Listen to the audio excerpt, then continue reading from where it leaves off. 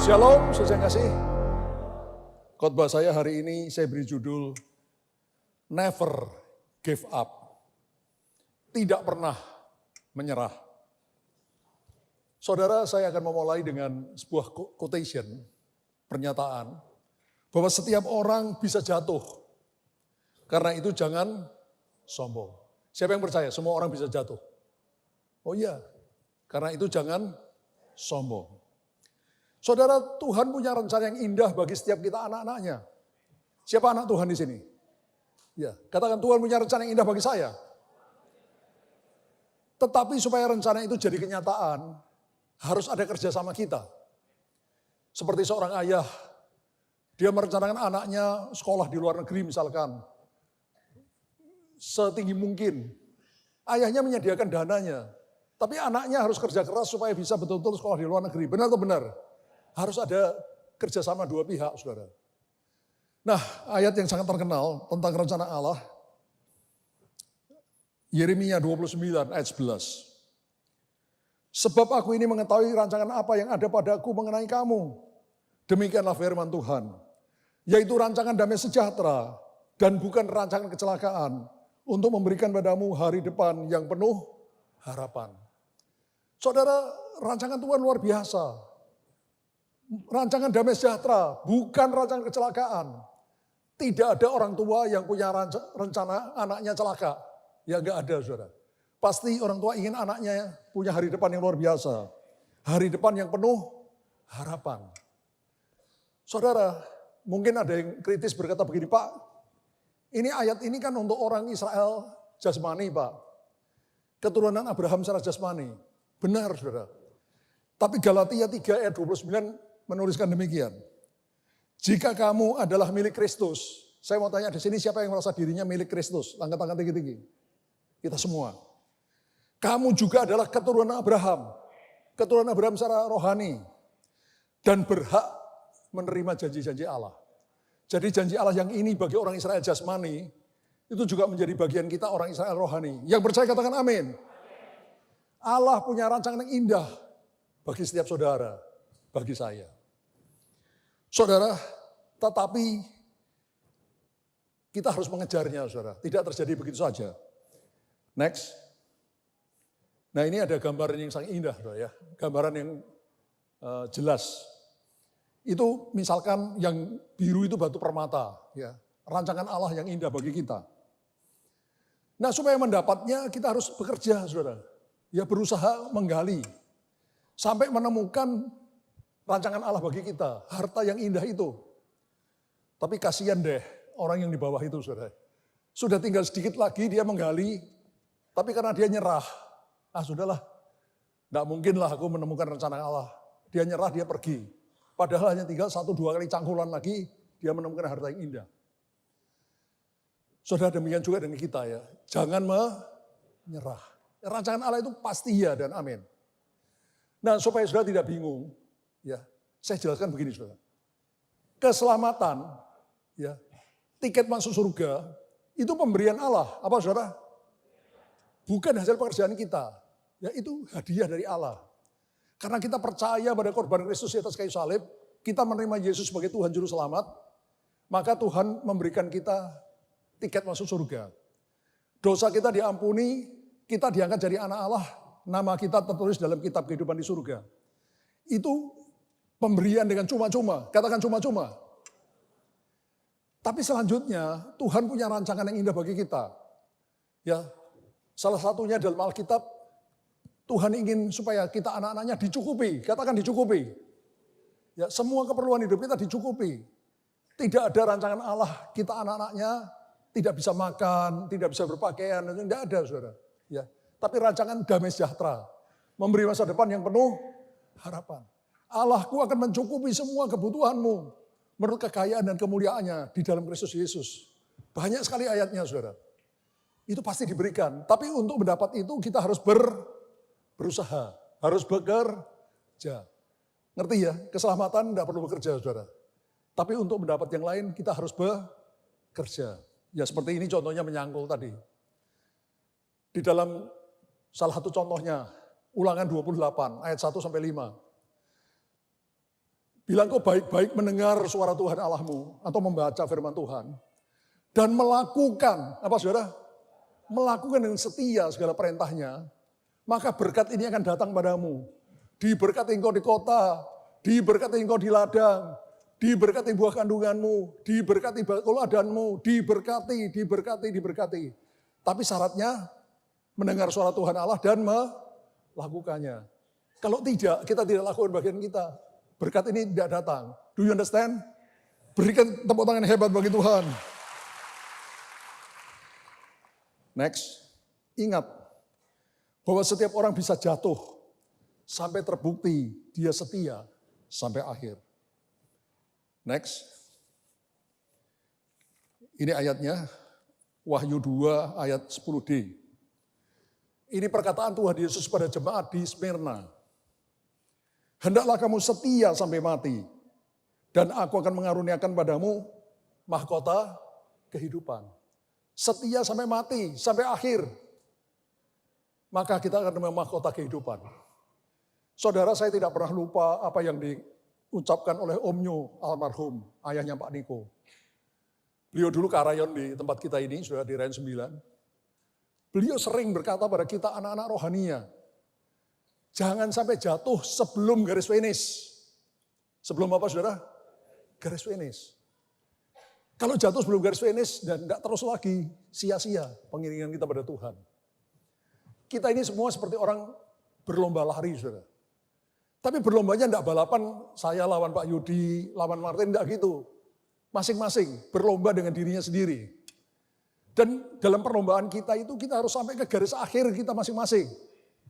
Yaitu ketika nafas kita ini berhenti, kita is dead. Atau kita rapture bersama. Sampai ke situ sudah harus mengiring Tuhan. Jangan berhenti di tengah jalan. Amin. Nah, saudara yang kekasih, setia sampai mati, setia sampai akhir. Sampai nafas ini meninggalkan kita, atau sampai kita rapture bersama. Saudara, di sini saya memberikan contoh dari perjanjian lama dan perjanjian baru. Tentang hamba Tuhan yang pernah jatuh. Saya sengaja ambil yang paling top-top ini saudara. Pertama Abraham, bapak orang percaya. Bapak orang percaya, tapi dia sempat tidak percaya.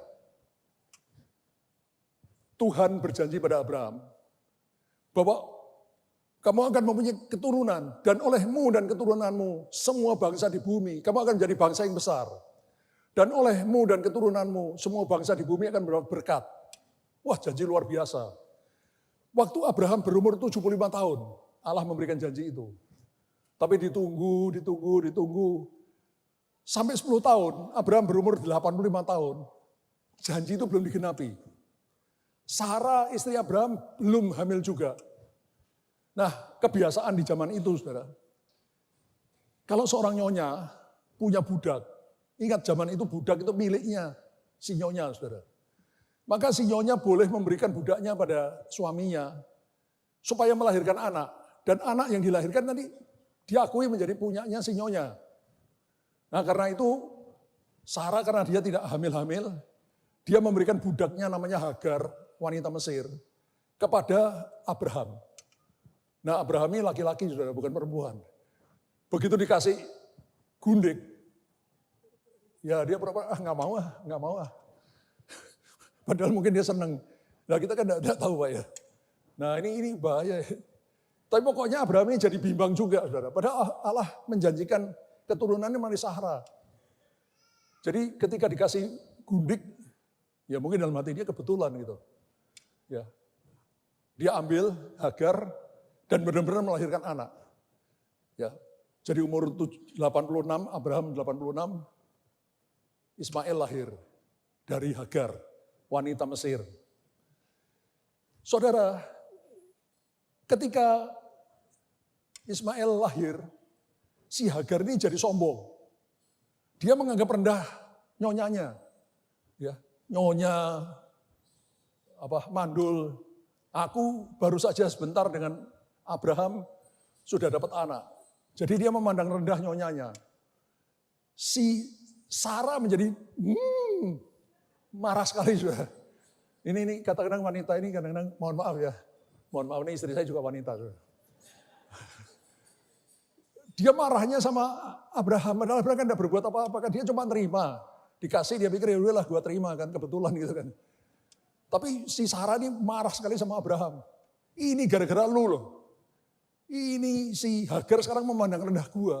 Lu ini keterlaluan gitu. Nah si Abraham kan pikir ini gue ini salah apa gitu kan. Gue ini cuma nerima dok kok dimarah-marahin gitu. Ya terus si Abraham bilang ya udahlah terserah kamu lah mau kamu apakan nih si Hagar. Gitu. Sarah langsung ada kesempatan langsung diusir. Hagarnya diusir. Tapi di tengah jalan malaikat Tuhan menemui Hagar dan bilang kamu kembali pada nyonyamu. Biar engkau ditindas. Ya. Nanti anak ini juga akan diberkati. Jadi dia kembali. Ya ini tidak dilanjutkan lagi lah soal Hagar dengan Sarah. Tapi akhirnya Sarah baru melahirkan anak ketika Abraham berumur 100 tahun. Jadi tadi 75 tahun dia menikah dengan Hagar, 76 melahirkan Ismail, lalu Sarah sendiri baru melahirkan Ishak pada umur 100 tahun, ya Abraham. Saudara yang kekasih, di sini kita lihat, ternyata Abraham, bapak orang percaya, bapak apa saudara? Orang percaya, pun bisa tidak percaya saudara. Ya bisa ragu-ragu, bisa bimbang. Ya, sampai akhirnya dia ngambil Hagar sebagai gundiknya. Tapi ini jadi masalah besar saudara ya. Sampai detik ini antara keturunan Hagar, Ismail, dengan keturunan Sarah yaitu Ishak. Berantem terus sampai detik ini saudara. Dan mungkin nanti jadi perang dunia ketiga melalui kedua figur ini saudara, keturunan dari kedua orang ini saudara. Ya tapi hari ini saya nggak bicara perang dunia ketiga. Ini bicara soal hamba Tuhan yang jatuh. Hamba Tuhan yang lain, hamba besar, menurut saya paling besar di Perjanjian Lama itu Musa. Musa ini orang yang luar biasa. Dia ngomong sama Tuhan berhadapan muka. Di Alkitab tidak ada hamba Tuhan yang bicara dengan Allah itu berhadapan muka. Enggak ada saudara, kecuali Musa. Saudara Musa ini 40 tahun memimpin bangsa Israel di padang gurun. Bangsa yang keras tengkuk, yang suka berontak, yang suka marah. Ya, yang tidak tahu berterima kasih. Baru saja ditolong Tuhan, sudah ngomel-ngomel lagi. Nah, ketika mereka berjalan sampai di dekat mata air Meriba, ternyata mereka tidak menemukan air di sana. Jadi bangsa Israel bersungut-sungut pada Musa, Musa menghadap Allah, dan Allah bilang, Musa, katakan pada gunung batu itu, supaya mengeluarkan air. Tapi karena Musa ini sudah sangat mendedek, ngerti sudah ya? Marahnya luar biasa sama bangsa Israel. Ini keterlaluan, sudah ditolong berkali-kali masih marah-marah begini. Jadi dia tidak ngomong, tapi dia hajar gunung batu itu dengan tongkatnya. Air keluar saudara, tapi Tuhan murka. Tuhan berkata, Musa, engkau tidak menghargai kekudusanku di hadapan bangsa Israel. Karena itu engkau tidak kuizinkan masuk ke tanah perjanjian Kanaan. Saudara hati-hati saudara ya. Bagi orang-orang yang sudah dipakai Tuhan luar biasa. Ketika mereka melakukan satu kesalahan yang kelihatannya mungkin kecil di mata orang lain. Di mata Allah itu jadi besar. Ya, nanti saya terangkan lebih lanjut. Saudara, berikutnya Saul. Belum. Saul ini raja pertama Israel yang dipilih oleh Tuhan sendiri. Bukan manusia yang milih, Tuhan yang memilih. Tapi hati Saul itu tidak mengasihi Tuhan. Ya dia cuma cinta dirinya sendiri. Ketika bangsa Israel di bawah pimpinan Saul mau berperang dengan bangsa Filistin, mereka berkumpul di Gilgal. Nah sebelum mereka berperang, mereka harus menaikkan korban bakaran dulu, supaya Tuhan menyertai mereka dalam peperangan. Nabi Samuel sudah berjanji 7 hari lagi aku akan datang untuk membakar korban bakaran. Tapi ketika ditunggu-tunggu kok belum datang. Hari ke-7 belum datang. Sedangkan tentara Israel mulai berpencar-pencar saudara. Saul mulai merasa gelisah. Lalu dia bakar sendiri korban bakaran. Selesai dia bakar korban bakaran, Samuel datang menegur Saul. Apa yang kau lakukan? Sebenarnya Tuhan mau mengokohkan kerajaanmu atas Israel. Engkau dan keturunanmu menjadi raja di Israel. Tapi karena kau berubah setia, Tuhan memindahkan kerajaan ini kepada orang lain yang berkenan di hatinya, yaitu kemudian adalah Daud. Saudara, kalau saudara baca Daud itu bisa membakar korban bakaran. Tapi Saul tidak bisa. Kenapa? Saul itu hanya raja, pangkatnya hanya raja. Tapi Daud itu raja dan imam. Ya, karena Daud itu juga masuk imam, dia bisa bakar korban bakaran. Tapi Saul tidak bisa, saudara. Ya, karena dia hanya seorang raja. Nah, saudara yang kekasih, kemudian berapa saat kemudian Tuhan memerintahkan Saul untuk memusnahkan bangsa Amalek. Dari raja sampai hewan ternak, semuanya harus dibasmi. Tapi apa yang dilakukan Saul? Dia tidak membunuh raja Amalek, yaitu Agag. Dan hewan ternaknya yang gemuk-gemuk, itu tidak dibunuh. Ketika Samuel, kamu melanggar perintah Allah. Dia bilang, enggak, ini kan hewan ternak ini kan untuk korban bakaran bagi Allah. Aku kan lakukan buat Tuhan. Ngeles, saudara. Apa? Ngeles. Ya, biasanya orang yang hatinya tidak cinta Tuhan, kalau ditegur ngeles, cari kambing hitam, ya cari pembenaran. Saudara. Tapi Tuhan murka, sehingga kita tahu Saul dan anak-anaknya akhirnya mati terbunuh. Saudara. Nah, beda dengan Daud. Kalau kita pikir-pikir secara manusia, dosanya Saul dengan dosanya Daud besar mana? Daud. Ya. Daud itu berzina dengan istrinya orang, ketika hampir ketahuan membunuh suaminya dengan cara yang licik. Saudara, wah itu dosanya Daud ini luar biasa, saudara. Tapi ketika Tuhan mengirim Nabi Nathan kepada Daud, menegur, Daud segera bertobat. Tidak ngeles, tidak muter-muter, tidak cari pembenaran. Dia langsung, aku berdosa pada Allah. Aku minta ampun. Dia langsung merobek bajunya, jubahnya, pakai kain karung, taruh abu di kepalanya, dia berdoa berpuasa. Saudara, lihat saudara, ya itu hati manusia itu beda-beda ya. Saul sebetulnya dosanya kalau secara manusia tidak terlalu besar. Ya. Tapi di mata Allah besar kan dia melanggar perintah Allah, sudah jelas-jelas suruh gini tidak dilakukan. Daud melakukan dosa yang besar, tapi ketika dia ditegur segera bertobat. Jadi di sini siapapun engkau, kalau ada kesalahan, segera bertobat ya, jangan ngeles, jangan muter-muter. Sekarang kita lihat di Perjanjian Baru. Yudas ya, menjual Yesus dengan 30 keping perak. Dia menyesal, tapi tidak bertobat. Dia gantung diri. Jadi Yudasnya di mana sekarang? Di neraka. Ya. Beda dengan Petrus. Dia berkata, sekalipun orang lain menyangkali Yesus, aku tidak akan menyangkal Yesus. Tapi Yesus berkata, sebelum ayam berkokok 3 kali, sebelum ayam berkokok, kamu sudah menyangkal aku 3 kali. Ternyata benar, saudara. Tapi Petrus segera bertobat, itu bedanya. Ya, yang satu tidak bertobat, yang satu bertobat. Demas, rekan sekerja Paulus. Ketika Paulus memberitakan Injil di Asia, Demas ikut dalam rombongannya. Saudara. Ya. Tapi kemudian Alkitab berkata, Demas cinta dunia. Apa saudara? Cinta dunia. Dan dia meninggalkan rombongan Paulus. Dan namanya tidak pernah didengar lagi. Beda dengan Yohanes Markus. Juga kawan sekerja Paulus. Ketika Paulus dan Barnabas memberitakan Injil, Yohanes Markus ikut, saudara, membantu mereka. Tapi di suatu tempat Yohanes Markus meninggalkan rombongan ini, kembali ke Yerusalem. Sehingga Paulus sangat marah, saudara.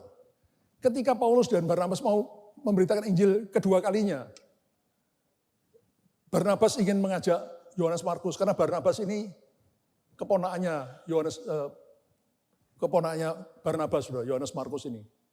Tapi Paulus tidak setuju. Orang yang sudah pernah meninggalkan kita, jangan dipakai lagi. Paulus ini orangnya keras, saudara.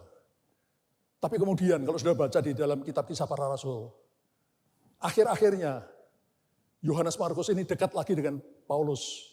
Dan Paulus berkata, aku sangat membutuhkan pelayanan Yohanes Markus. Dan yang paling luar biasa, Yohanes Markus ini adalah orang yang menulis Injil Markus. Berikan tepuk tangan bagi Tuhan. Haleluya. Jadi biarpun pernah mengkhianati, pernah meninggalkan Tuhan, meninggalkan rekan-rekan sekerja, kalau mau bertobat, Tuhan ampuni. Ya, jangan tidak bertobat. Nah, di zaman sekarang, banyak contoh menyedihkan di sekitar kita dari berbagai macam hamba Tuhan. Ya, saya tidak mau membahas, saudara lihat sendiri. Saudara, hati-hati. Ya. Ayatnya di dalam Matius 24 ayat 10 sampai 13. Dan banyak orang akan murtad dan mereka saling menyerahkan dan saling membenci. Banyak nabi palsu akan muncul dan menyesatkan banyak orang. Dan karena makin bertambahnya kedurhakaan, maka kasih kebanyakan orang akan menjadi dingin. Tapi orang yang bertahan sampai kesudahannya akan selamat. Ya. Jadi hati-hati saudara. Ini akhir zaman. Ya, banyak yang murtad, banyak yang meninggalkan Tuhan. Ya. Banyak yang melakukan kehendaknya sendiri, kasih mereka menjadi dingin. Next.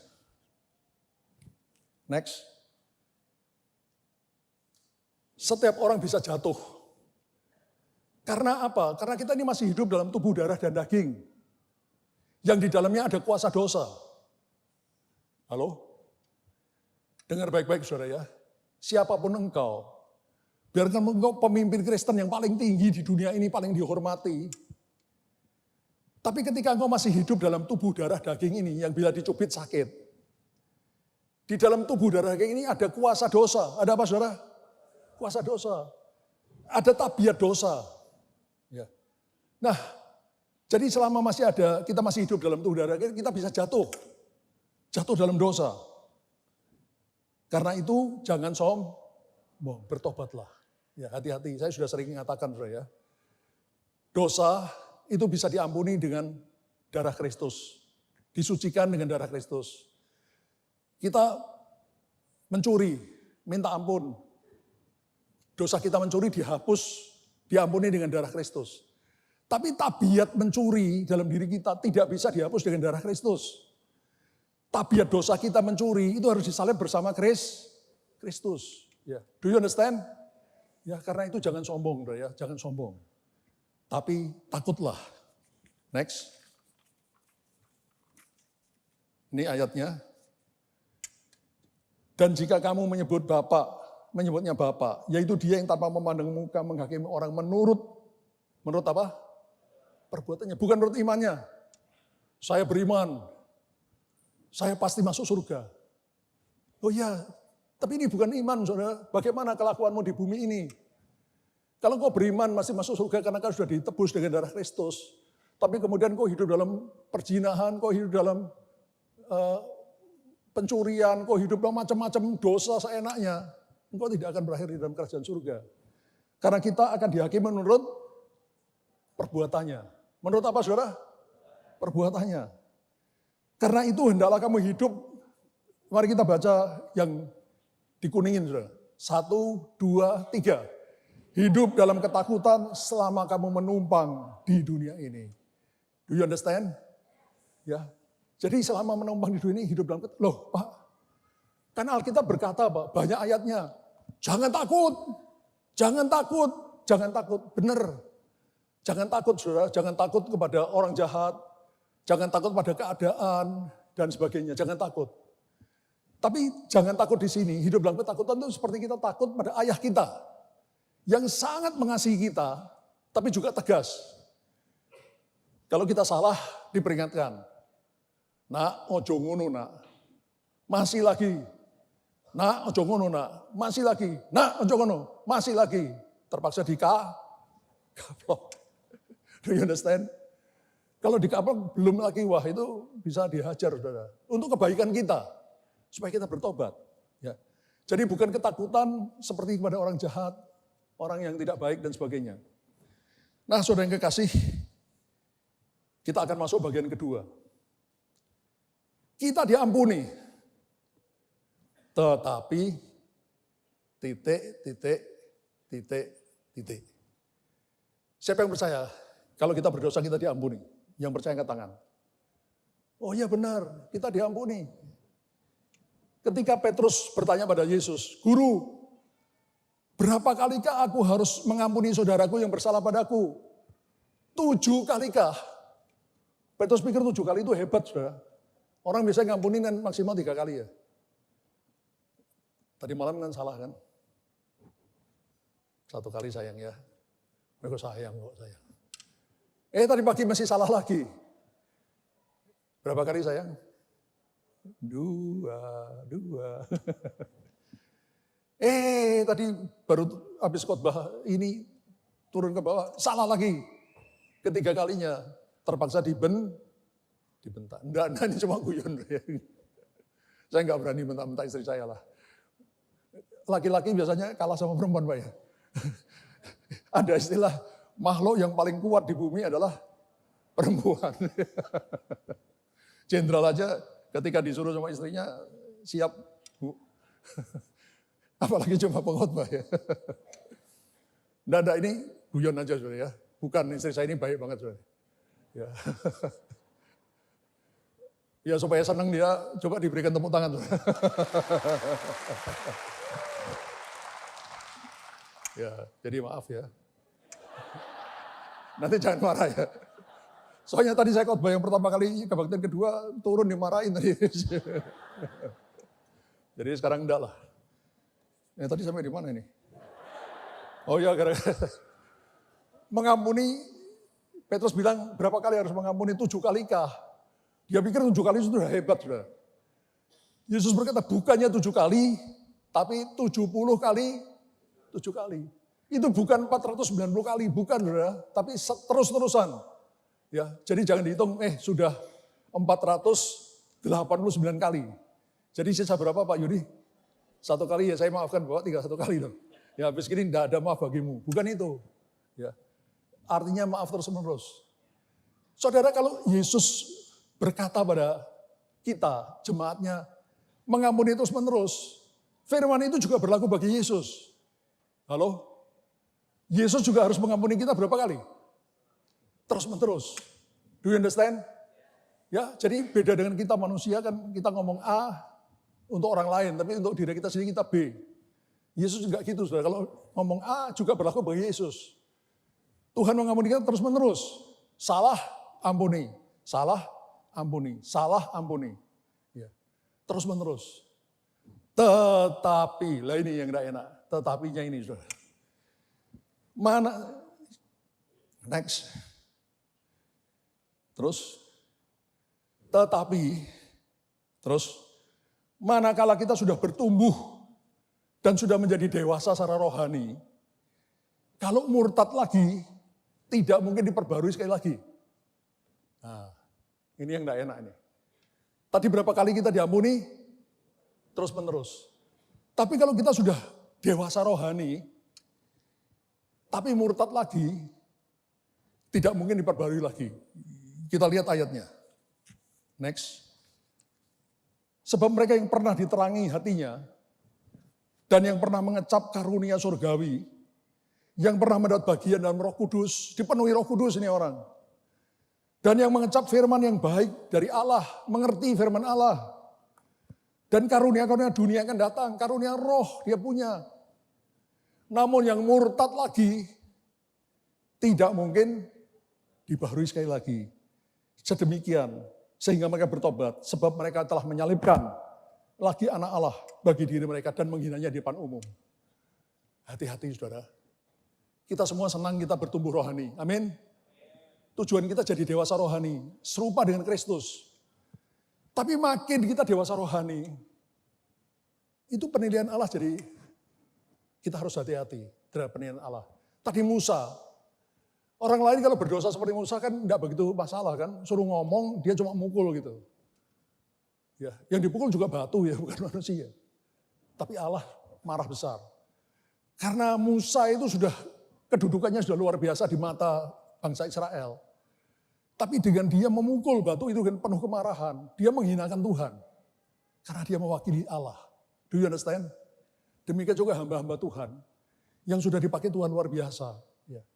Kalau bersalah, apalagi sampai berkali-kali, ini berhati-hati saudara ya. Mungkin gambarannya seperti inilah. Cucu saya Yehu namanya, usianya 3 tahun. Barusan ini papinya kirim video ke saya. Si Yehu ini dimarahin bapaknya, saudara. Ayo Yehu, taat, taat, taat. Yehunya bukan taat, malah lari, saudara. Ditinggal bapaknya. Saudara, lah ini kalau orangnya sudah besar, misalkan Pak Martin. Martin taat, malah lari-lari. Ini ya kalau Yehu diampuni kan, dia masih bocah 3 tahun. Lah kalau Martin yang gitu, diapain Tin? Dikaplok. Ngerti saudara bedanya? Ya hati-hati. Ya kita dipakai Tuhan luar biasa, kita bersyukur.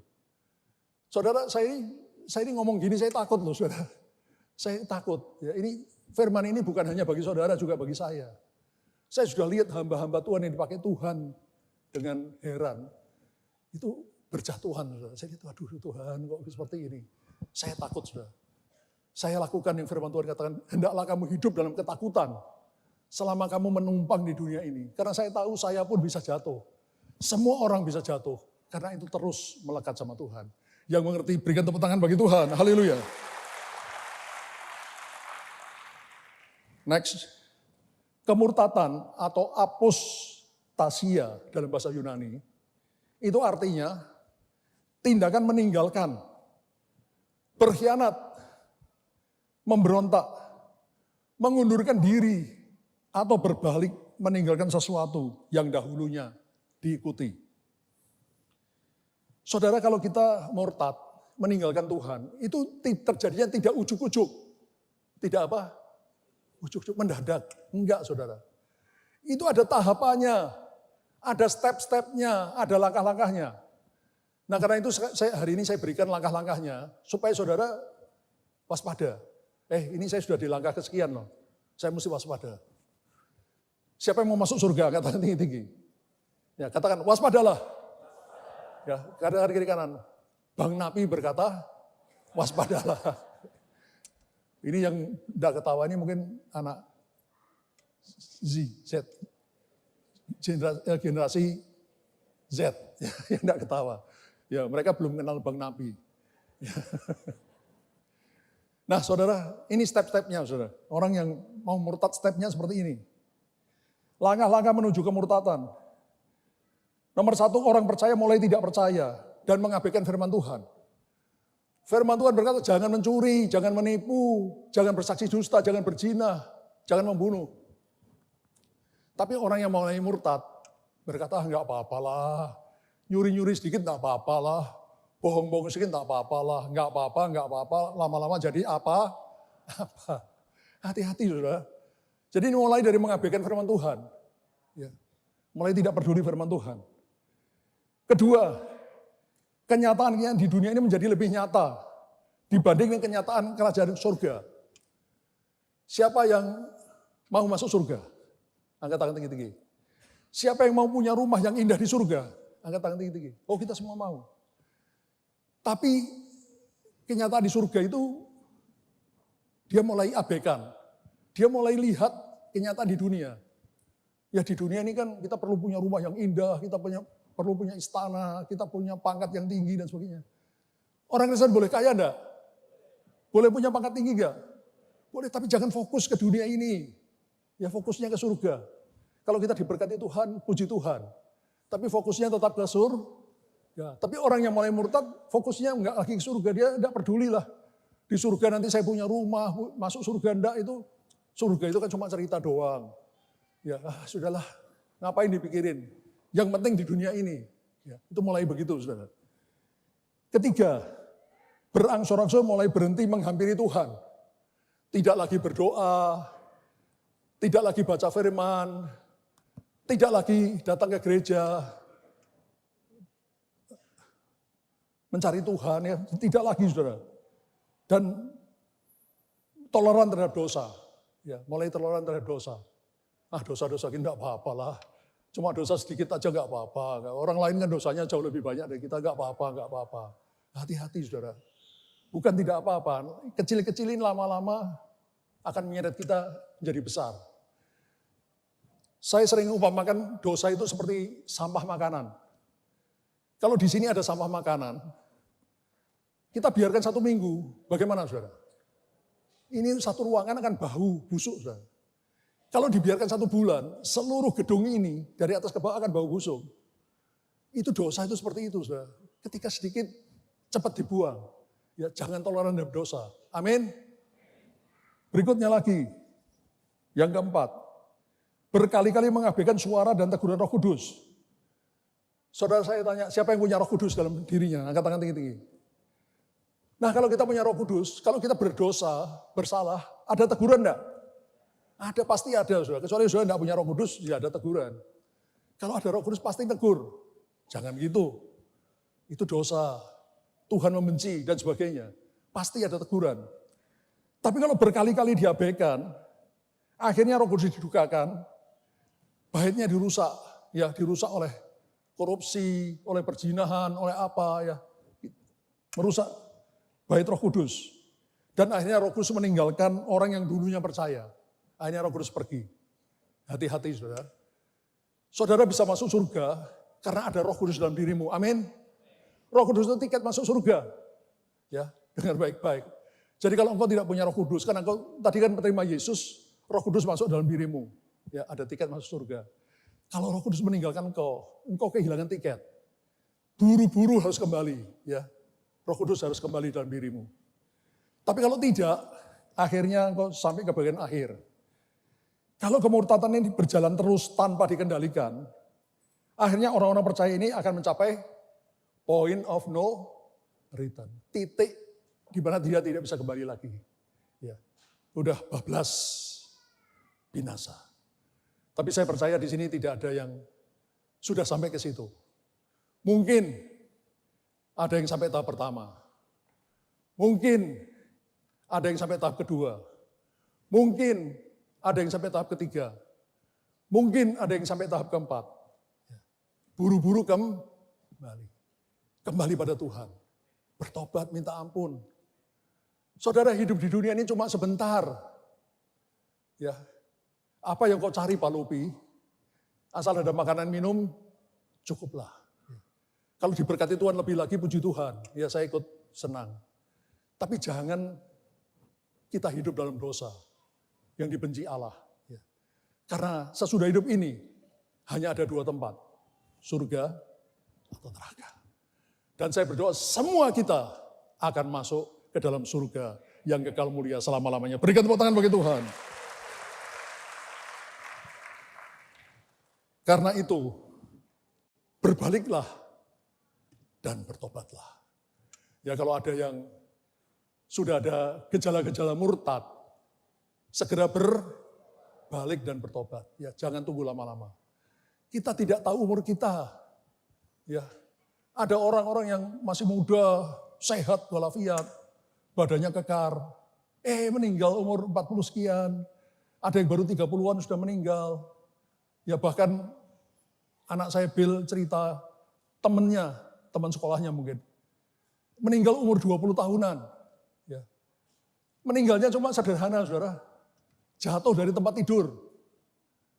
Ini bukan sakit, saudara, bukan sakit, bukan tabrakan. Ini jatuh dari tempat tidur, mungkin lehernya patah atau gimana.